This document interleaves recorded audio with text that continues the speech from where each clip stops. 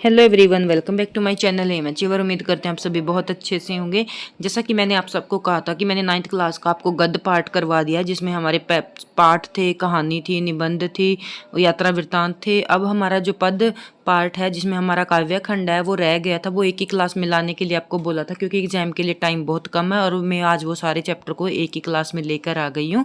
तो मैंने साथ के साथ जो हमारा गद्य पाठ में कवि थे, जितनी भी रचनाएं थी उनको ऐड कर लिया है। पर आपको पाठ पढ़ना पड़ेगा, इसमें सिर्फ कवि हैं और उनकी रचनाएं हैं।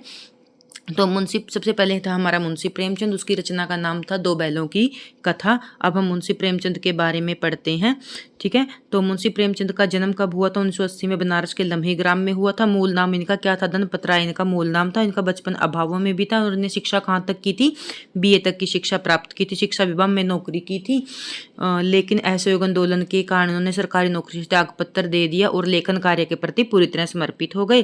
सन 1936 में महाकथाकार का क्या हो गया? देहांत हो गया। अब इनकी हम सीधे सीधे रचनाओं के ऊपर चल लेते हैं। क्लास को थोड़ा स्पीड में करेंगे क्योंकि टाइम कम है और अदर क्लासेस भी लेके आनी है, जैसे साहित्य की या फिर ग्रामर की। तो इनकी प्रमुख रचनाएं कौन कौन सी हैं? कहानी संग्रह कौन सा इसका? मानसरोवर है और 8 भागों में क्या है? संकलित है। प्रमुख उपन्यास कौन कौन से हैं? जो एनसीईआरटी में दिए हैं वही मैंने यहाँ पर करवाए हैं। सेवा सदन, प्रेमाश्रम, रंगभूमि, कायाकल्प, निर्मला, गबन, कर्मभूमि। और मैंने आपको करवाने की ट्रिक भी बताई थी, जिससे आप इनको सिक्वेंस में आपको ऐसे कैसे याद रहेगा। जब हम किसी की सेवा करते हैं तो हमें क्या मिलता है? प्रेम मिलता है। और प्रेम में क्या करता है? कोई किसी का रंग नहीं देखता। और रंग कहाँ पर होता है? हमारी काया पर होता है, हमारे शरीर पर होता है। और हमारी काया कैसी होनी चाहिए? हमारी काया निर्मल होनी चाहिए, ठीक है। जो गबन करते हैं उनकी क्या होती है? कर्म भूमि अच्छी नहीं होती। और गोदान तो जो मुंशी प्रेमचंद की कीर्ति का आधार स्तंभ है उपन्यास। इन्होंने कौन सी पत्रिकाओं का संपादन किया था? हंस, जागरण, माधुरी, 3 पत्रिकाओं का संपादन किया था। लेखन शैली और उसके विषय में देख लीजिए प्रेमचंद के। प्रेमचंद साहित्य को सामाजिक परिवर्तन के सशक्त माध्यम मानते थे, लेकिन उनकी रचनाओं में किसान मजदूरों की दयनीय स्थिति, दलितों का शोषण, समाज में स्त्रियों की दुर्दशा, स्वाधीन आंदोलन के प्रमुख विषय रहे हैं। उनकी भाषा सरल, संजीव और मुहावरेदार है, जिसमें अरबी, फारसी और अंग्रेजी के शब्दों का प्रचलित कुशलता पूर्वक प्रयोग किया गया है। दो इनकी जो रचना है 9th क्लास में, उसका नाम क्या है? दो बैलों की कथा। और यह गद्य की कौन सी विधा है? मैं बार बार बताती हूँ, ये क्या है? ये कहानी है, ठीक है। कौन सी विधा है? कहानी है, ठीक है। तो हर एक विधा के बारे में आपको पता होना चाहिए। कहानी का उद्देश्य और कहानी का विषय क्या है? इस कहानी के माध्यम से प्रेमचंद ने कृषक समाज और पशुओं के भावात्मक संबंध का वर्णन किया। कृषक समाज और उनके भावात्मक संबंध का वर्णन किया। जैसे हमारे पास कोई भी पशु होता है तो उसके साथ हमारे क्या है, तो थोड़ी रिलेशन और अच्छा रिलेशन और फीलिंग, उनके साथ हमारा अच्छा संबंध बन जाता है। कहानी यह बताती है कि स्वतंत्रता सहज नहीं मिलती। कहानी हमें क्या बताती है कि स्वतंत्रता जो सहज नहीं मिलती, इसके लिए बार बार हमें संघर्ष करना पड़ता है। यह कहानी परोक्ष रूप से आज़ादी के आंदोलन से जुड़ी हुई है। साथ ही प्रेमचंद ने इसे पंचतंत्र और हितोपदेश की कथा परंपरा का भी विकास किया है।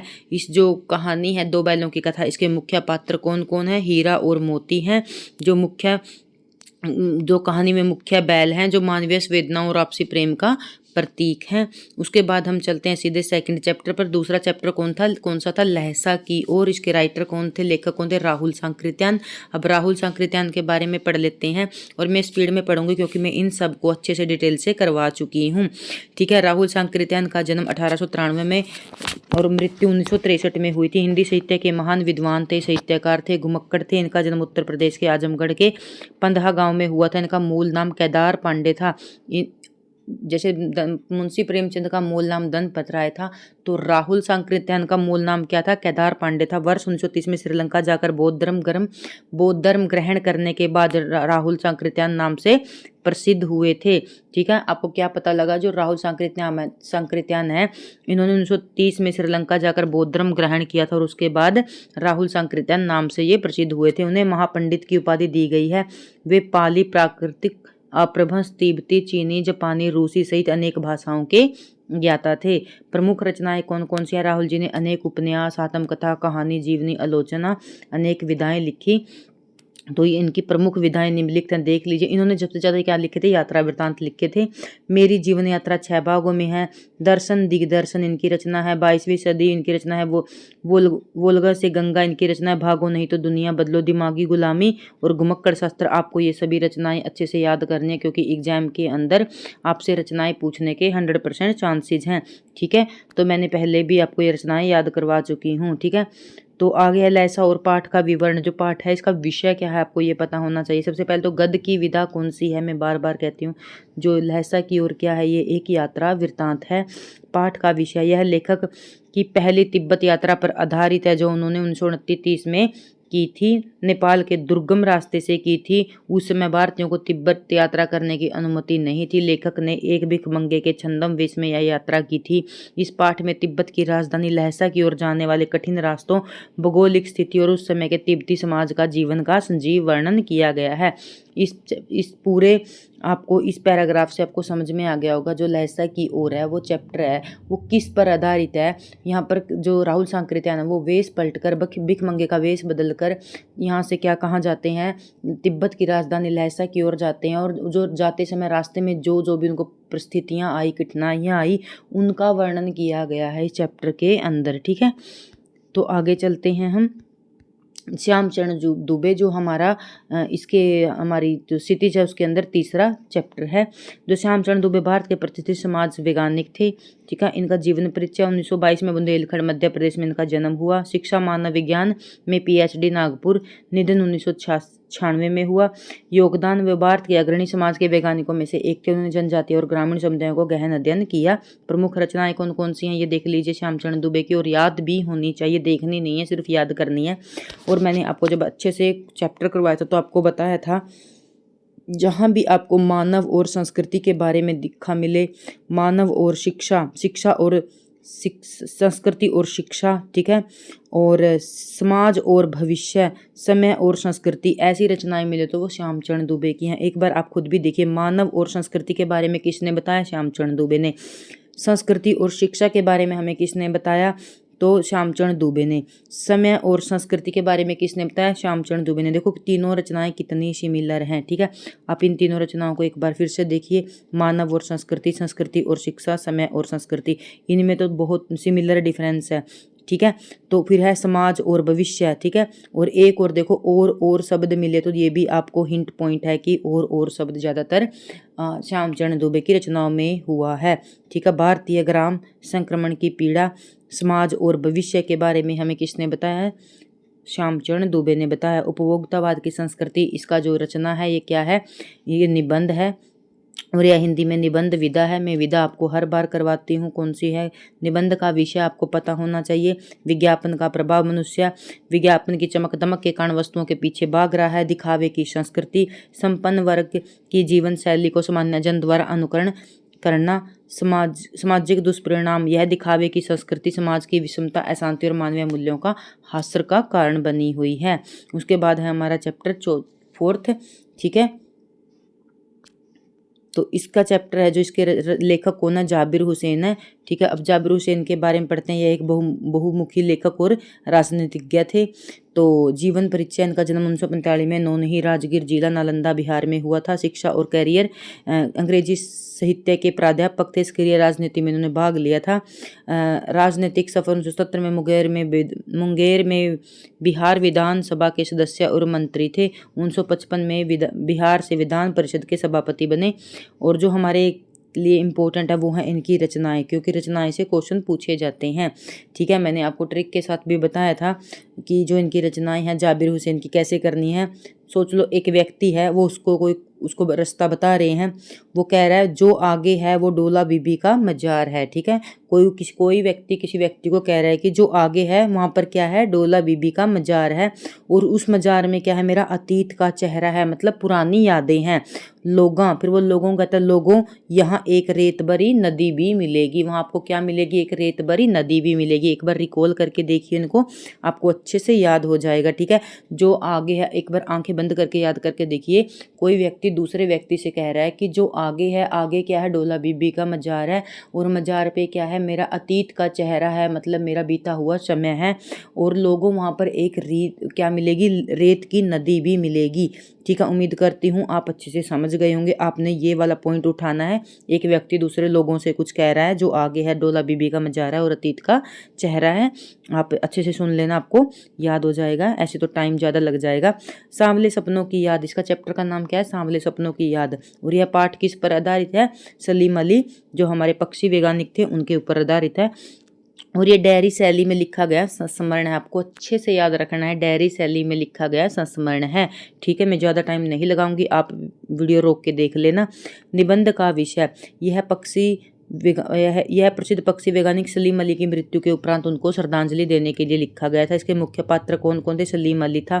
लेखक ने उनके व्यक्तित्व और प्रकृति प्रेम का भावपूर्ण चित्रण किया है। विषय, सलीम अली की मृत्यु से उपजा दुख और अवसाद के कारण उन्होंने ये रचना लिखी थी। शिल्प, लेखक ने डायरी विधा का नवीन प्रयोग किया, इसमें भाषा की रवानगी और शैली पाठकों के दिल को छू लेती है। ठीक है, आगे है हमारा एक अद्भुत अपूर्व स्वप्न बालिका मैना के द्वारा। ठीक है, जो यहाँ पर जो रचना थी ना, नाना की पुत्री को भस्म कर दिया गया। ठीक है, ये वो वाला चैप्टर है। लेखिका का परिचय, चपला देवी, किसने लिखा था, वो चपला देवी ने लिखा। चपला देवी द्विवेदी युग की एक महान लेखिका है। उनका व्यक्तित्व के बारे में अत्यधिक जानकारी उपलब्ध नहीं है, लेकिन उन्होंने स्वतंत्रता आंदोलन के दौरान अपनी लेखनी के माध्यम से योगदान दिया।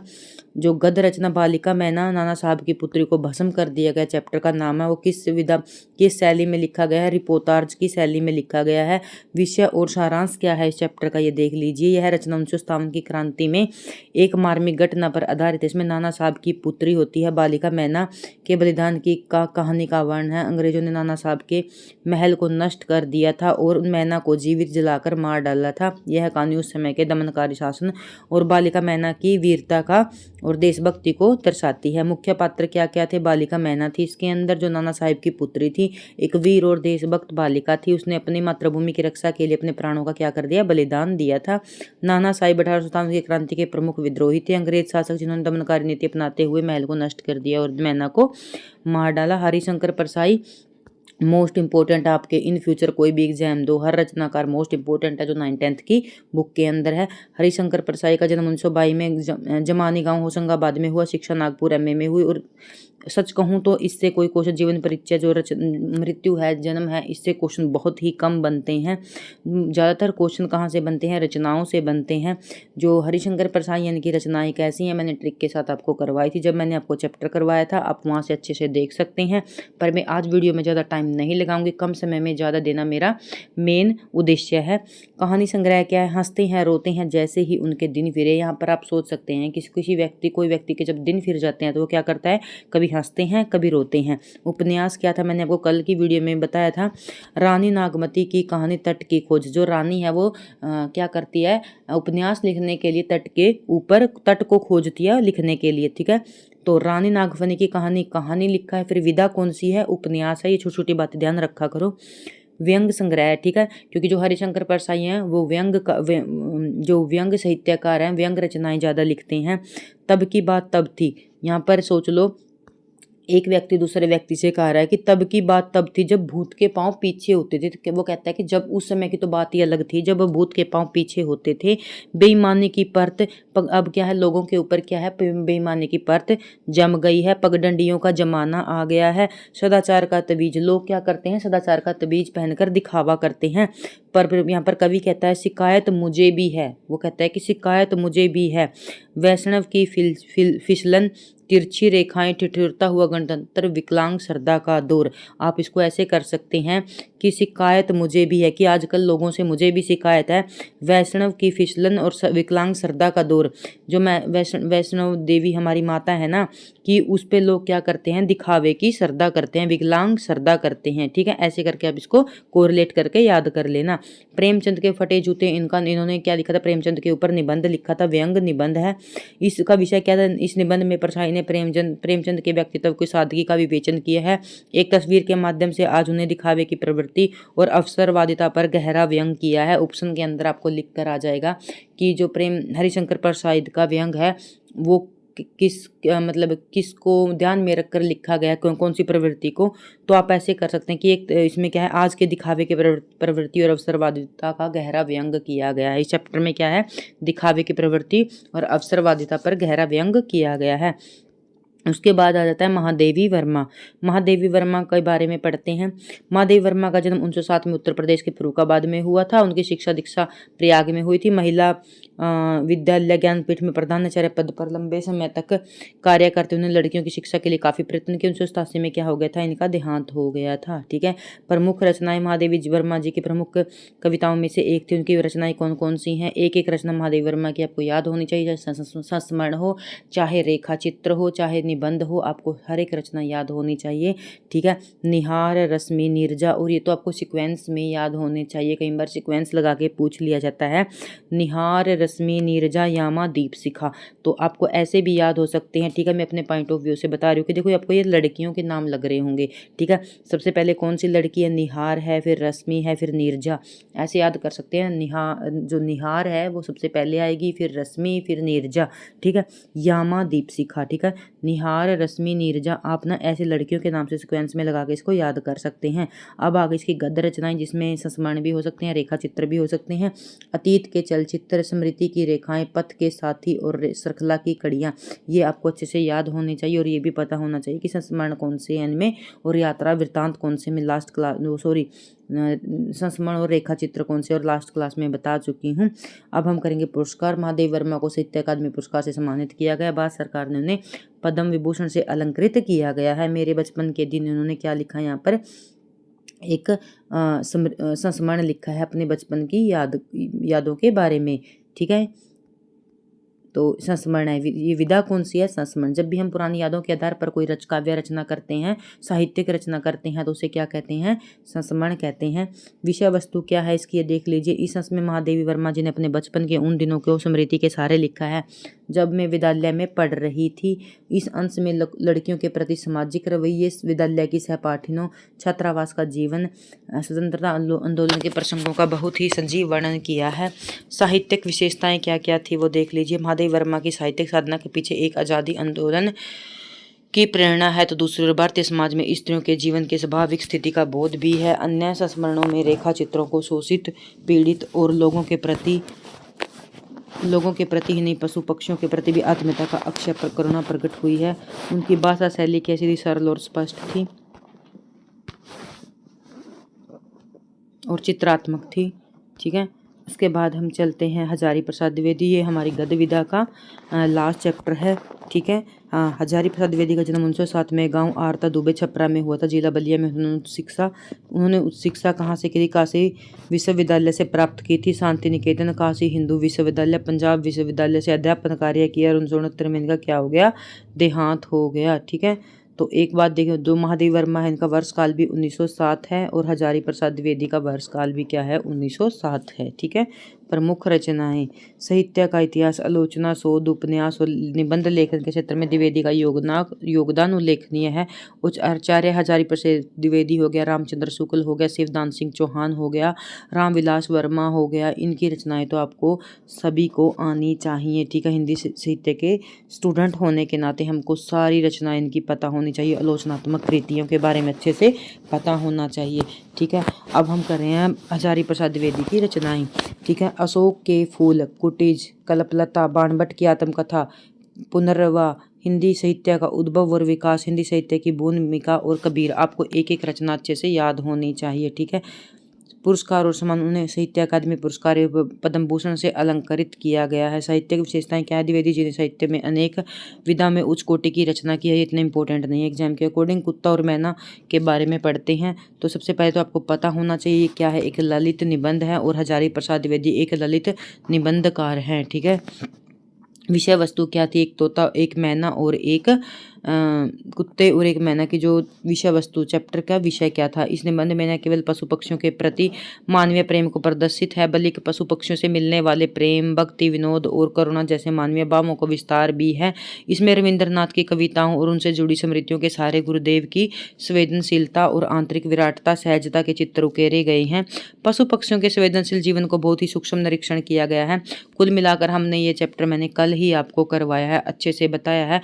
इस चैप्टर में क्या है, रविंद्रनाथ जी के बारे में बताया गया है और उनसे जो उनका एक जो कुत्ता है उसके बारे में बताया गया है और उनके जो आंगन में जो मैना है उसके बारे में बताया गया है। ठीक है, पशु पक्षियों से उनका संबंध कैसा था उसके बारे में बताया गया है। ठीक है, तो और उनकी कविताओं के बारे में बताया गया है। ठीक है, तो हजारी प्रसाद द्विवेदी उनसे मिलने के लिए जाते हैं और उन स्मृतियों को याद करके यहाँ पर इस चैप्टर में अच्छे से वो बताते हैं। ठीक है, उसके बाद हमारा महादेव वर्मा यहाँ पर ये रिपीट हो गया। उसके बाद हमारा जो स्टार्ट होता है, हमारी पद विधा स्टार्ट होती है, काव्यखंड स्टार्ट होता है। यहाँ पर थोड़ा टाइम लगेगा, फिर भी जल्दी करने की कोशिश करेंगे क्योंकि किसी के पास अब इतना टाइम नहीं है।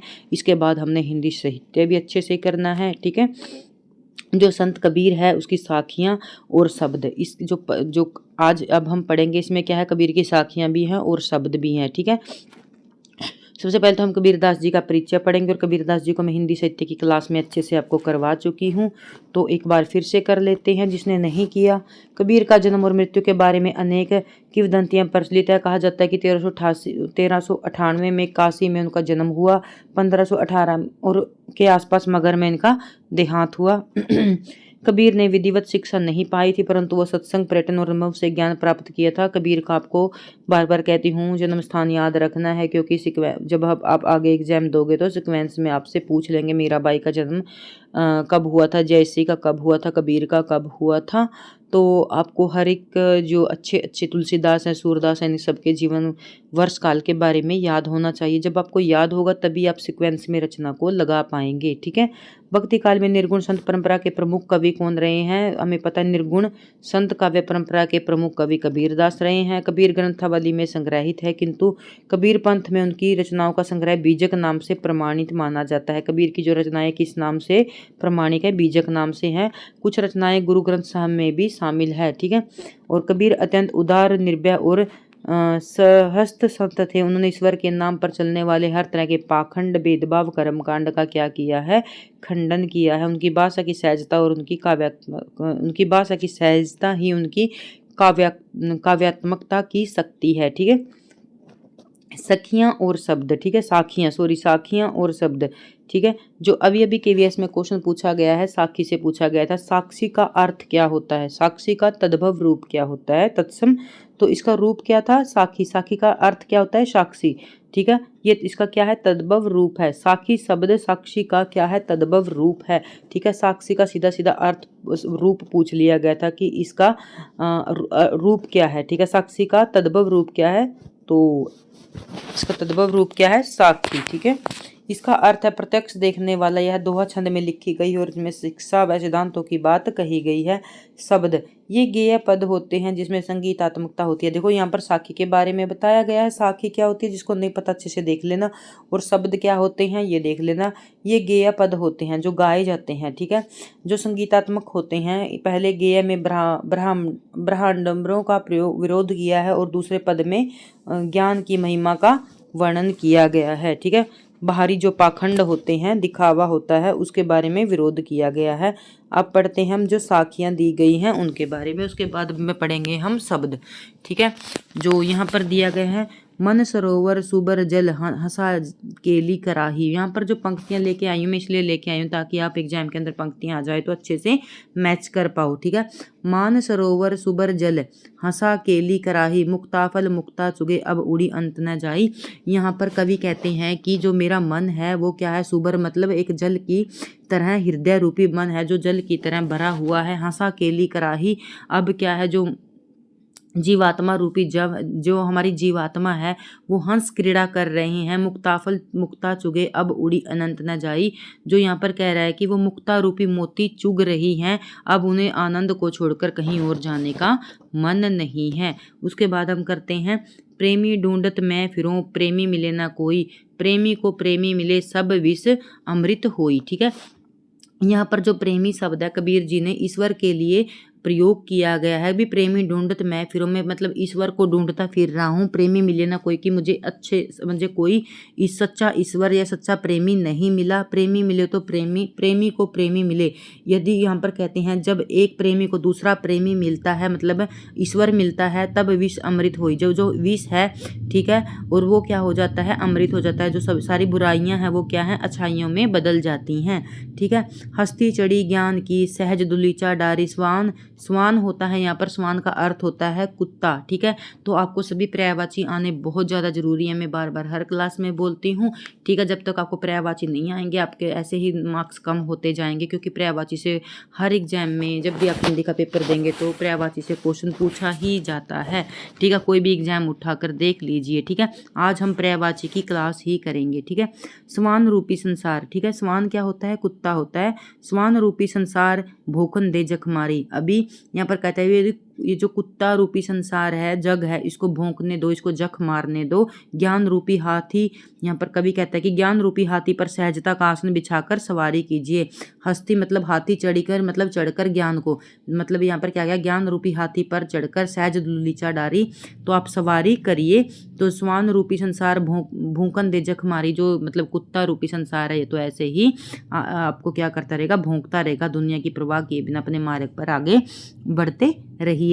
पखा पखी न कारने सब जग रहा बुलान। निरपक होई के हरि बजे सोई संत सुजान। यहाँ पर कवि हैं, इन पंक्तियों में कहते हैं पखा पखी होता है पक्ष निरपक्ष, पक्ष विपक्ष के चक्कर में पड़कर संसार क्या है, सारा संसार भूल गया है। कबीर कहते हैं जो व्यक्ति निष्पक्ष होकर ईश्वर का भजन करता है वही क्या है, सच्चा चतुर संत है। ठीक है। तो आगे है हिंदू मुआ राम कही, मुसलमान कहे खुदा। यहाँ भगवान के अलग अलग रूपों के बारे में बताया गया है कि हिंदू भगवान को क्या कहते हैं, राम कहते हैं, और मुसलमान क्या कहते हैं, खुदा कहते हैं। कहे कबीर सो जीवता दोही, जो दूही के निकट न जाई। ठीक है। तो यहाँ पर कहते हैं, कबीर कहते हैं कि पर उन्हें ईश्वर नहीं मिला। कबीर के अनुसार वह जीवित है जो इन दोनों के भेदभाव में नहीं पड़ता। कवि क्या मानते हैं कि जो राम रहीम के चक्कर में पड़ जाते हैं वो अपने आप को मरा समझिए। ठीक है। कबीर के अनुसार वही जीवित है जो इन दोनों के चक्कर में ना पड़ के भेदभाव नहीं करते, वो उन्हीं के पास क्या है, सच्चा ज्ञान है।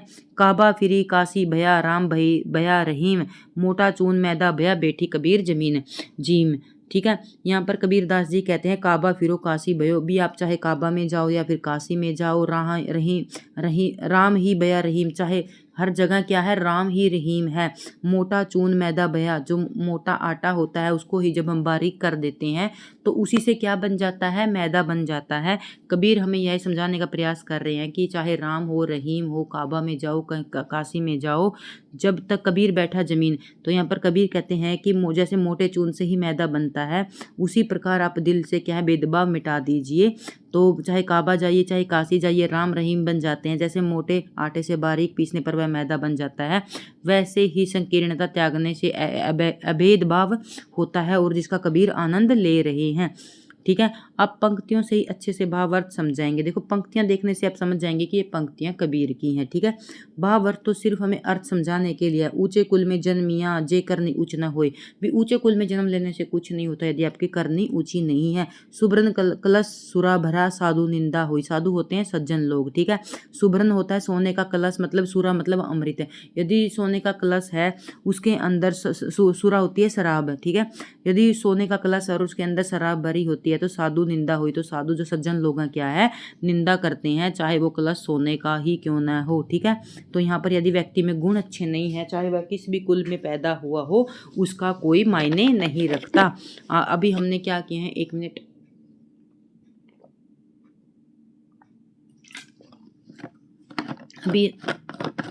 अभी हमने साखियां की हैं, अब हम करेंगे शब्द। ठीक है। और शब्द को आप पढ़ते ही इसके अर्थ को समझ जाओगे कि ये कबीर सिंह की शब्द हैं। ठीक है।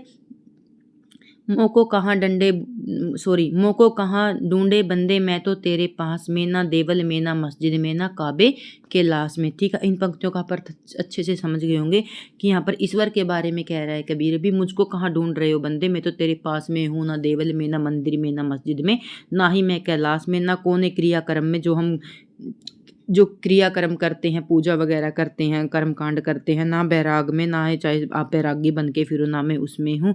खोजी होए तो तुरंत मिले, पल भर की तलाश में। यदि आप अच्छे से खोजना चाहो तो मैं एक पल भर में आपको मिल जाऊंगा। कहे कबीर सुनो भाई साधो, सब श्वासों की श्वास में। यहाँ पर कबीर कहता है कि यदि आप मुझे सच्चे मन से खोजना चाहो तो मैं पल भर की तलाश में आपको मिल जाऊंगा। क्योंकि मैं हर एक प्राणी की सांस के अंदर बसा हुआ हूँ। ठीक है, तो आपको यदि अच्छे से करना है तो आप वीडियो रोक के कर लेना, क्योंकि इतना टाइम नहीं है कि मैं अच्छे से बिल्कुल आपका हमारा उद्देश्य यही है कि पंक्ति आप हमें मिले एग्जाम के अंदर और हम पंक्ति से इसको मैच कर दें। ठीक है, क्योंकि इसकी व्याख्या समझने से ज़्यादा हमें पंक्ति की पहचान होना ज़्यादा जरूरी है, क्योंकि एग्जाम के अंदर पंक्ति दी जाएगी और हमें उसका मिलान किया जाएगा। संतो भाई आई आंधी ज्ञान की, भ्रम की टाँटी सब उड़ी, माया रह न बांधी, हित चित की द्वे दूनी गुरानी, मोह बलिंडा टूटा, त्रिशाना छानी परी घर ऊपरी, कुबदी का भांडा फूटा, जोग जुगती करी संतो बांधी, निर्चु चुवे न बाणी, कूड़ कपाट काया निष्काया, हरि की गति जब जानी। ठीक है, यहाँ पर जो ज्ञान है, ज्ञान के बारे में कबीरदास जी कहते हैं कि आंधी पीछे जो जल बूठा, आंधी पीछे जो जल बूठा, प्रेम हरिजन बीना, कहे कबीर बान का प्रगटे, उदित भया तम खीना। यहाँ पर कबीरदास जी कहते हैं कि हे संतो, अब क्या है, ज्ञान की आंधी आ गई है, इस आंधी के भ्रम के टांटे उड़ गए हैं और अब माया का बंधन भी उसे रोक नहीं पा रहा है। स्वार्थ और मोह के खंभे गिर गए हैं, तृष्णा रूपी छत गिर जाने से को बुद्धि का वेद क्या है, खुल गया है। संतों ने ज्ञान की युक्ति से ज्ञान का ऐसा छप्पर अपनाया है जिससे अब बुराई और पानी टपकता है, बुराई का पानी टपकता है। जब ईश्वर का साक्षात्कार हुआ तो शरीर का सारा क्या है, कपट निकल गया। इस आंधी के बाद भक्ति की जो वर्षा हुई है उसमें भक्त पूरी तरह भीग गया है। अंत में ज्ञान रूपी सूर्य के प्रकट होते ही अज्ञान का सारा अंधकार क्या है, मिट गया है। ठीक है, यहाँ पर कबीर के जो शब्द थी, साखियाँ थी, इनको अच्छे से यहाँ पर वर्णन कर दिया है। यदि एग्जाम के अंदर आओगे तो आप अच्छे से पहचान लोगे। ठीक है, आगे हम करते हैं रसखान के स्वेय सप्रसंग व्याख्या। ठीक है, यहाँ पर रसखान का जीवन परिचय नहीं है, मैं एक क्लास में आपको उसका जीवन परिचय 2 मिनट की वीडियो बनेगी उसमें डाल दूंगी, पीडीएफ में ऐड होने से रह गया होगा। तो जो रसखान के जो प्रसंग हैं, जो समय हैं, उनके बारे में पढ़ते हैं। ठीक है, जो यहाँ पर जो रसखान है वो कहते हैं, मानुष हो तो वही रसखानी, बसो ब्रज गोकुल गाँव के गवारन। ठीक है, तो यहाँ पर जो रसखान है वो कहते हैं, मानुष हो तो वही रसखानी, बसो ब्रज गोकुल गाँव के गवारन, जो पशु मतलब जानवर, हो तो कहाँ बसो मेरो चरो नित मैंने हर रोज, नंद मैंने जो श्री कृष्ण भगवान के पिता, धेनु मैंने होता है गाय मंजारन। ठीक है, यहाँ पर हैं जो रसखान कहते हैं कि यदि मुझे अगला जन्म मिले तो मैं ब्रज की भूमि में क्या है, जन्म लेना चाहूँगा। और वो कहते हैं कि मैं मनुष्य बनूँ तो मुझे गोकुल के गाँव के ग्वालों के बीच ब्रज गोकुल गाँव के ग्वारन के बीच रहने का मौका मिले। ठीक है, यदि मैं पशु बनूं, यहाँ पर रसखान कहते हैं यदि मैं अगले जन्म में पशु बनूं तो मैं क्या बनना चाहिए, तो मैं गाय बन के जन्म लेना चाहिए और मैं नंद की गायों के साथ चरने जाऊं। पहना हो तो वह गिरी का जो कियो, यदि पाहन होता है पत्थर, पाहन हो तो वही गिरी मतलब पहाड़ का जो कियो, हरिछत्र पुरंदर धारण।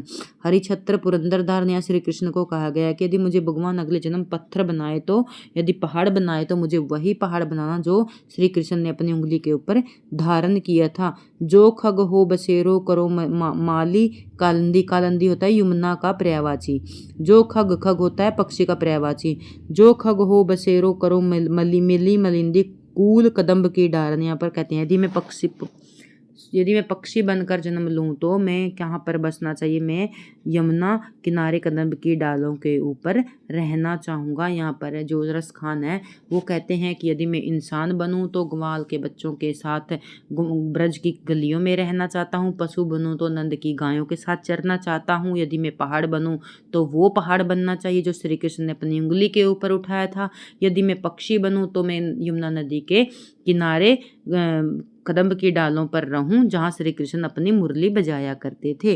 ठीक है, अब हम पढ़ते हैं दूसरी समैया। या लुकटी अरु कमरिया पर राज तिहु पुज की ताजी डारो, आठों सिद्धि नवों सिद्धि के सुख नंदन गाई चरायो बिसारो। रसखान कबो इन आँखी सो ब्रज के बन बाग ताड़ निहारो।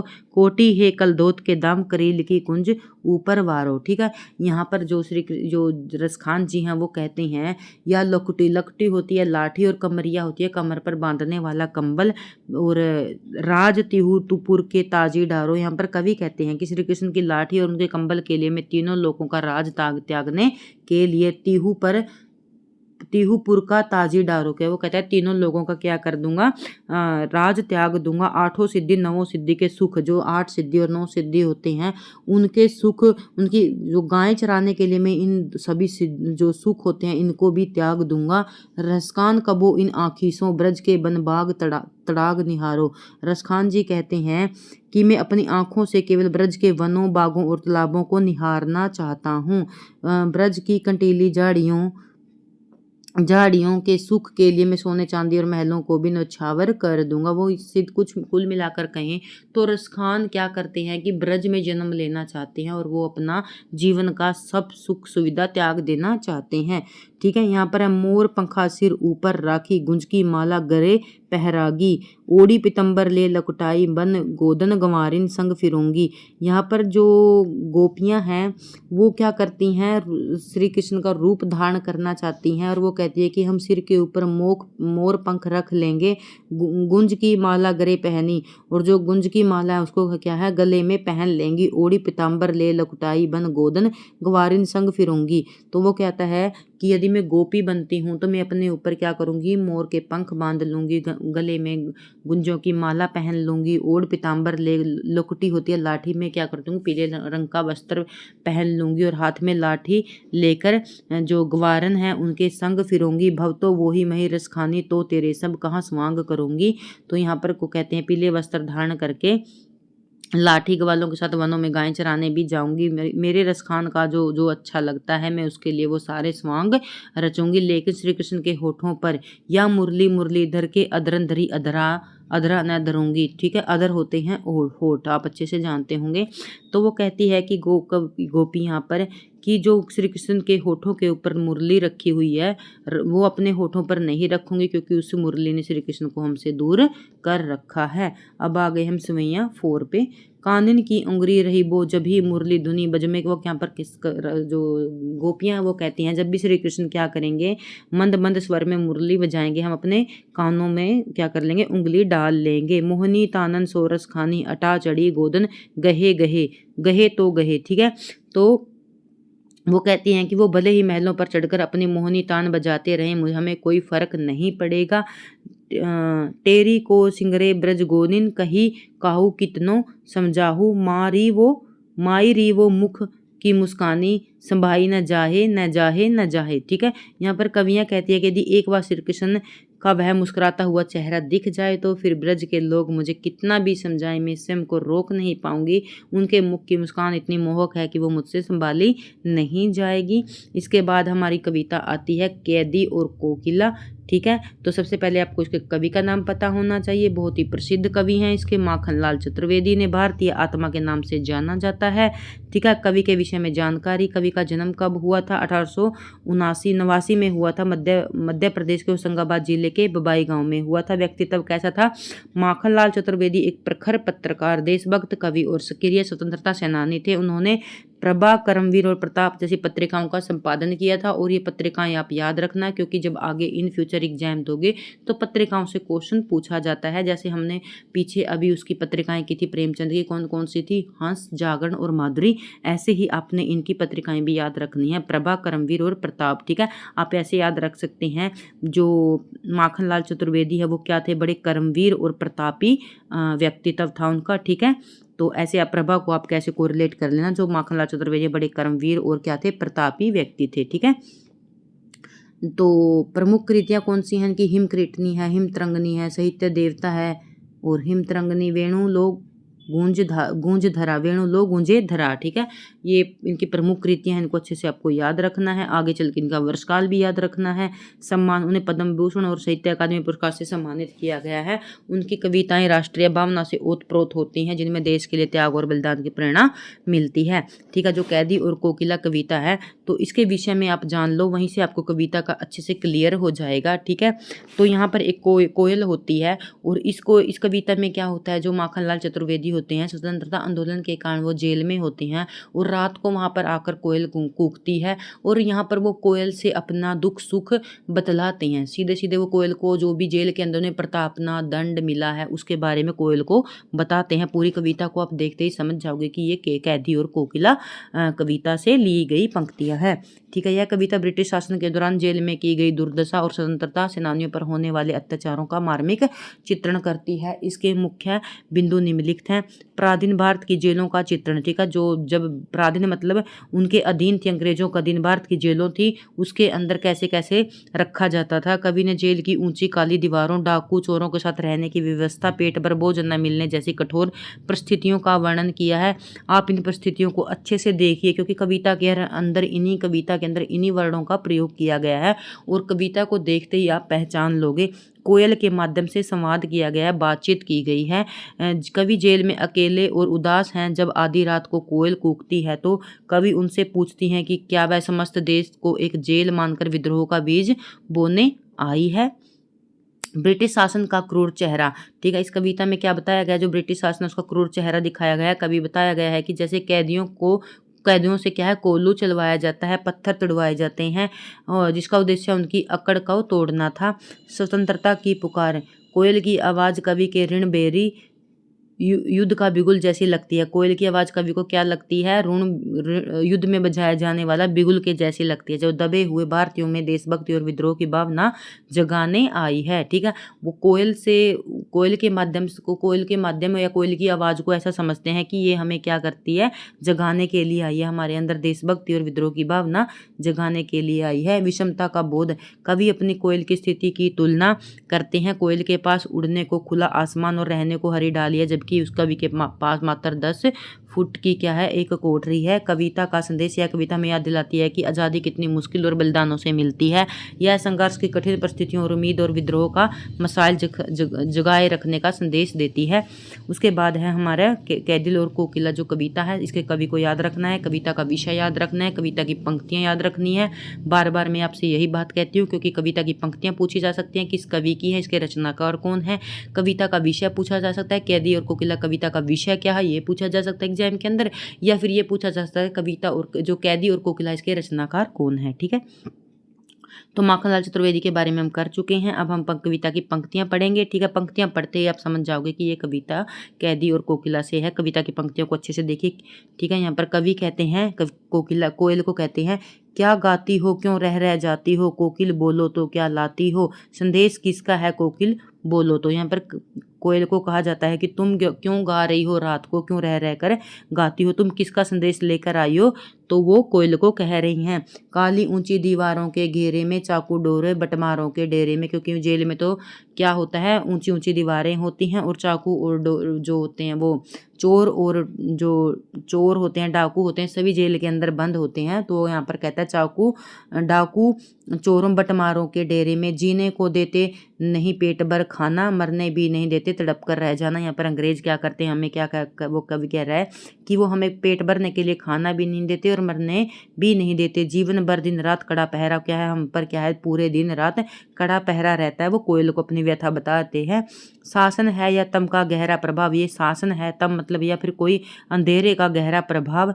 हिमकर निराश कर चला रात काली, इस समय काल में जागी तो क्यों आली। आली मतलब कोकिल को कह रहा है यहाँ पर, कोयल को, कि तुम रात को क्यों जाग रही हो। तो जो हिमकर मतलब जो चंद्रमा है वो क्या है, वो रात को काली करके चला गया है और तुम रात को क्यों जाग रही हो। क्यों हुक पड़ी वेदना बोझ वाली, तुम क्यों हुक रही हो, कोकिल बोलो तो। क्या लुटा मृदुल वैभव सा रखवाली सी, कोकिल बोलो तो। क्यों क्या हुआ बावली अर्धरात्रि को चीखी, कोकिल बोलो तो। भी तुम क्यों बावलों की तरह रात को, आधी रात को चीख रही हो, ऐसा क्या हो गया। कोकिल बोलो तो किस दावानल की ज्वालाएं दिखी। कोकिल बोलो तो आपको कहाँ पर आग लगी हुई दिखी है, किस जंगल में आपको आग लगी हुई दिखी है।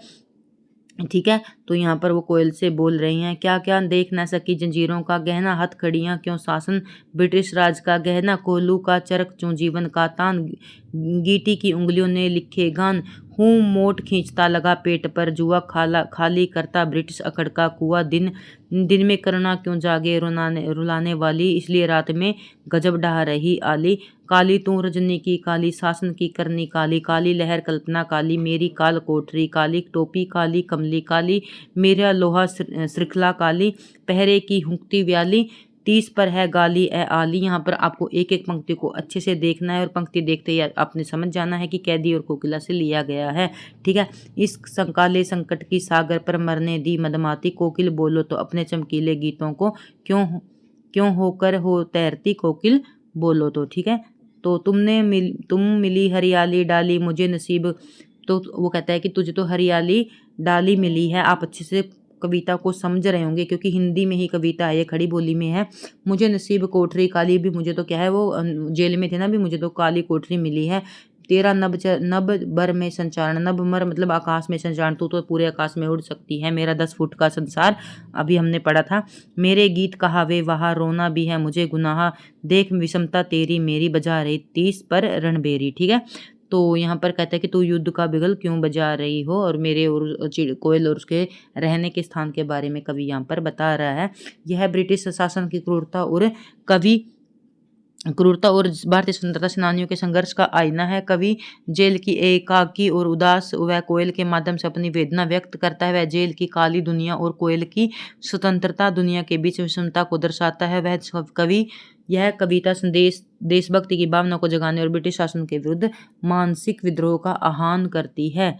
ठीक है, उसके बाद है हमारा ललद। ठीक है, इसको बड़े ध्यान से पढ़ेंगे क्योंकि ललद है, इसने वाक लिखी हैं और वाक क्या होता है ये आपके लिए जानना बहुत जरूरी है। कवयित्री का परिचय ललद है। ये कश्मीर की लोक भाषा में प्रसिद्ध लोकप्रिय संत कवयित्री ललद है। ठीक है, कश्मीर की कहाँ की कश्मीरी भाषा की लोकप्रिय संत ललद है। इसका जन्म 1320 के लगभग कश्मीर स्थित पामपोर के सिमपुरा गांव में हुआ था। जिन्होंने ललेश्वरी, लल योगेश्वरी व लाला रीफा नामों से जाना जाता है। उनका देहांत 1391 के आसपास माना जाता है। तो संत कबीर से भी पहले की कवयित्री है क्योंकि संत कबीर का जन्म कब हुआ था, 1398 में हुआ था, और इसका कब है, 1320 है। तो कबीरदास जी तो पहले की संत कवयित्री है ये। ललद की काव्य शैली कैसी थी, इन्होंने क्या लिखे थे, वाक लिखे थे। और वाक क्या होते हैं, चार पहरों में लिखे जाने वाली रचनाएं होती हैं। जिस प्रकार हिंदी में कबीर ने दोहे और मीरा के पद प्रसिद्ध हैं, उसी प्रकार ललद के वाक प्रसिद्ध है। उन्होंने धर्म की संकीर्णता से ऊपर उठकर प्रेम को सबसे मूल्य बताया और धार्मिक ब्राह्मणों का विरोध किया, और उसकी भाषा सरल और जनमान्य के करीब है। ठीक है, जो इसके वाक हैं इनको देख लीजिए। सबसे पहला वाक है, रस्सी कच्चे धागे की खींच रही मैं नाव, जाने कब सुन मेरी पुकार, करे देव भवसागर पार, पानी टपके कच्चे सकोरे, व्यर्थ प्रयास हो रहे मेरे, जी में उठती रह हुक, घर जाने की चाह गेरे। ठीक है, तो यहाँ पर वो अपने ईश्वरीय प्रेम के बारे में बता रही है। यहाँ पर जो कवियत्री कहती है कि रस्सी कच्चे धागे की खींच रही नाव, जो मेरी नाव है, जो मेरी जीवन की नाव है, रस्सी कच्चे धागे की, वो मेरे जो सांस है वो कच्चे धागे के समान है। तो यहाँ पर कवियत्री कहती है कि ईश्वर की प्राप्ति के लिए प्रयास है वो मेरे व्यर्थता की चर्चा करे। जो ईश्वर प्राप्ति के लिए वो प्रयास कर रही है उनकी व्यर्थता की वो क्या कर रही है, यहाँ पर चर्चा कर रही है। वह कहती है कि उसका जीवन क्या है, एक नाव की तरह है जिसमें वो सांसों रूपी कच्चे धागे की क्या है, रस्सी खींच रही है। जैसे कच्चे धागे, यहाँ पर लिखा है ना, पानी टपके कच्चे सकोरे, व्यर्थ प्रयास हो रहे मेरे। जैसे कच्चा मिट्टी का बर्तन होता है और उसके अंदर हम पानी डालते हैं तो वो क्या होता है, धीरे धीरे टपकता रहता है। वैसे ही उसका समय बीतता चला जा रहा है और प्रभु को पाने के सारे प्रयास क्या हो रहे हैं, यहाँ पर कवित्री के असफल हो रहे हैं। उनके मन में बार बार अपने असली घर जाने की तड़प उठ रही है। जी उठती रह कर होकर घर जाने की चाह। यहाँ पर कवित्री कहती है कि उसके मन में बार बार ईश्वर के पास जाने की क्या है, चाह उठ रही है। उसके बाद है दूसरे वाक, खा खाकर कुछ पाएगा नहीं, न खाकर बनेगा अहंकारी, सम खा तभी होगा संभावी, खुलेगी सांकल बंद द्वार की। सबसे पहले तो आपको साखी में क्या देखना है कि आपको 4 पंक्तियां मिलेंगी। देखो सभी में 4 पंक्तियां हैं। उसके बाद खा खाकर पाएगा नहीं, न खाकर बनेगा अहंकारी। यहाँ पर ललद क्या कहती है, वो बाहरी आडंबरों का विरोध करते हुए कहती है कि केवल भोग विलास की वस्तु में डूबे रहने से कुछ प्राप्त नहीं होगा, और यदि सब कुछ त्याग कर वैरागी बन जाओगे तो मन का अहंकार आ जाएगा। मुक्ति का मार्ग मध्य मार्ग है, इंद्रियों पर नियंत्रण रखकर समभावी समान भाव वाला बनने से ही ज्ञान के द्वार खुलेंगे और अज्ञानता की जंजीरें दूर होंगी। ठीक है। आगे तीसरी वाक में वो कहती है, आई सीधी राह से गई न सीधी राह, सुषम सेतु पर खड़ी थी बीत गया दिन आहा, जब टटोली कोड़ी न पाई मांझी को दूं क्या उतराई। ठीक है। यहाँ पर जो कवियत्री है वो कहती है कि वे संसार में सीधे रास्ते से आई थी, आई राह सीधी राह, गई न सीधी राह, पर यहाँ से आकर संसारिक माया जाल में क्या हो गया, हर इंसान फंस जाता है कि आई तो सीधी राह से, पर क्या संसार की माया जाल में फंस गई हूँ। उन्होंने हठ योग और सुषमा नाड़ी को साधने का कठिन मार्ग से अपना सारा जीवन बिता दिया, लेकिन अंत समय में जब उन्होंने अपनी जेब देखी तो उसके पास क्या है, सत्कर्म रूपी क्या भी, मैंने तो पूरा जीवन ऐसे ही मोह माया में निकाल दिया, और अंत में जब मैंने अपने पास देखा तो मुझे कुछ भी ना पाया। वह सोचती है कि भव सागर पार कराने वाले ईश्वर रूपी मांझी को उतराई में अब मैं क्या दूं, क्योंकि पूरा जीवन तो मोह माया में मैंने निकाल दिया। थल थल में बसता है शिव ही, भेद न कर पाया हिंदू मुसलमान, ज्ञानी है तो स्वयं को जान, वही है साहिब से पहचाना। ठीक है। पंक्तियों की पहचान आपको अच्छे से करनी है, पंक्ति दे दी जाएगी और आपको मैच करना पड़ेगा। ठीक है। आपने पहचाना ये कबीरदास की पंक्ति है, केदी और कोकिला की पंक्ति है, और मैं इस विषय इसलिए बता रही हूँ ताकि आप जब भी आप पंक्तियों को पढ़ो तो आपको समझ में आ जाए कि ये पंक्तियाँ तो कैदी और कोकिला की थी, क्योंकि वहाँ पर जो जेल के अंदर का वर्णन किया गया है, इसलिए मैंने आपको विषय बताया था। और यहाँ पर जो कवयित्री है उन्होंने अपने ईश्वर प्राप्ति के लिए जो प्रयत्न किए गए हैं उनका वर्णन किया गया है। थल थल में बसता है शिव, यहाँ पर कवयित्री कहते हैं कि भगवान तो सर्वव्यापक हैं, वो हर जगह बसते हैं। वो कहती हैं ईश्वर के प्रत्येक कण में, पर ईश्वर तो प्रत्येक कण में निवास करता है। ठीक है। हिंदू या मुसलमान का भेद करना व्यर्थ है, यदि तुम वास्तव में ज्ञानी हो तो पहले स्वयं को पहचानो, क्योंकि आत्मा को जानना ही परमात्मा को जानना है। वाक का अर्थ यहाँ पर देख लीजिए, वाक आपसे पूछा जा सकता है वाक क्या होता है। वाणी शब्द या कथन 4 पंक्तियों का कश्मीरी गेय रचना होती है। कच्चे सकोरे कहता स्वाभाविक रूप से कमजोर। ठीक है। नाव होती है जीवन रूपी नाव। आप इनमें जो आपको नहीं आता उस वर्ड को अच्छे से देख लीजिए। सुषम सेतु क्या होता है, सुषमा नाड़ी रूपी हठ योग का एक मार्ग होता है। सुषम सेतु हठ योग का एक मार्ग अच्छे से देख लीजिए। उसके बाद हम चलते हैं अगले कविता के ऊपर। ये कविता है ग्रामश्री। ठीक है। सबसे पहले ग्रामश्री कविता के रचयिता कौन है, सुमित्रानंद पंत हैं। सुमित्रानंद पंत के बारे में पढ़ लेते हैं।